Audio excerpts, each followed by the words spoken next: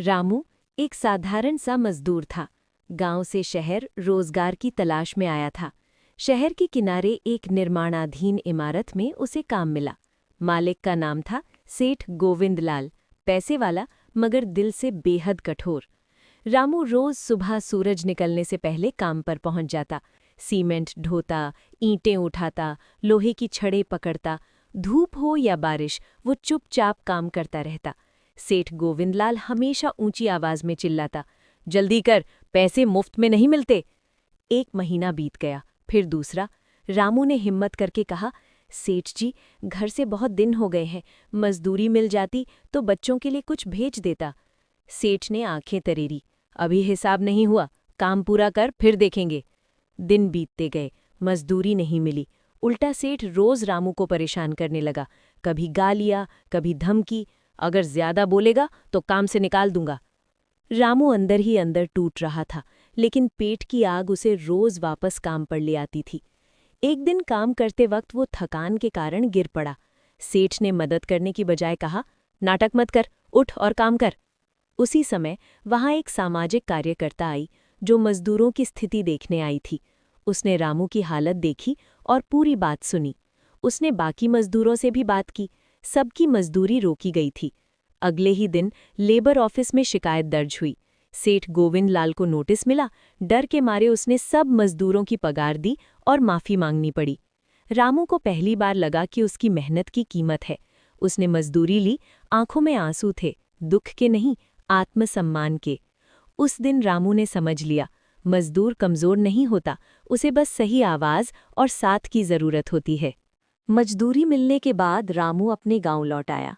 बच्चों के चेहरे पर खुशी थी, पत्नी की आंखों में सुकून। लेकिन शहर में बिताए वो दिन रामू के मन में अब भी टीस बनकर रह गए थे। कुछ हफ्तों बाद गांव में खबर आई कि पास के कस्बे में फिर एक बड़ा निर्माण कार्य शुरू हुआ है। मजदूरों को बुलाया जा रहा है। गांव के कई लोग जाने को तैयार थे, लेकिन रामू चुप था। वो अब डरता नहीं था, पर समझदार हो गया था। गांव की चौपाल पर मजदूरों की बैठक हुई। रामू पहली बार सबके सामने बोला, काम करना बुरा नहीं है, लेकिन बिना लिखित मजदूरी और पहचान के जाना आत्महत्या जैसा है। लोग हैरान थे, वही रामू जो कभी चुपचाप सब सहता था। रामू ने लेबर ऑफिस में जाकर जानकारी ली। ठेकेदार से बात हुई। इस बार हर मजदूर को पहचान पत्र, काम के घंटे और मजदूरी लिखित में मिली। काम शुरू हुआ। नए मालिक का नाम था वर्मा जी। वो सीधे साधे थे, मगर मुनाफे को सबसे ऊपर रखते थे। शुरुआत में सब ठीक रहा, लेकिन कुछ महीनों बाद फिर वही कहानी शुरू हुई। ओवरटाइम का पैसा गायब, छुट्टी नहीं, दबाव बढ़ता गया। रामू ने अकेले लड़ने की बजाय मजदूरों को जोड़ा। अगर हम एक हैं तो कोई हमें तोड़ नहीं सकता। मजदूरों ने मिलकर यूनियन बनाई, शांत तरीके से अपनी मांग रखी। वर्मा जी पहले नाराज हुए, धमकाया भी, लेकिन इस बार मजदूर चुप नहीं रहे। मीडिया पहुंची, प्रशासन हरकत में आया, जांच हुई। आखिरकार वर्मा जी को नियम मानने पड़े। मजदूरी समय पर मिलने लगी, काम के घंटे तय हुए। रामू अब सिर्फ मजदूर नहीं रहा, वो मजदूरों की आवाज बन गया। शाम को काम खत्म होने के बाद एक युवा मजदूर ने पूछा, भैया, आपको डर नहीं लगता?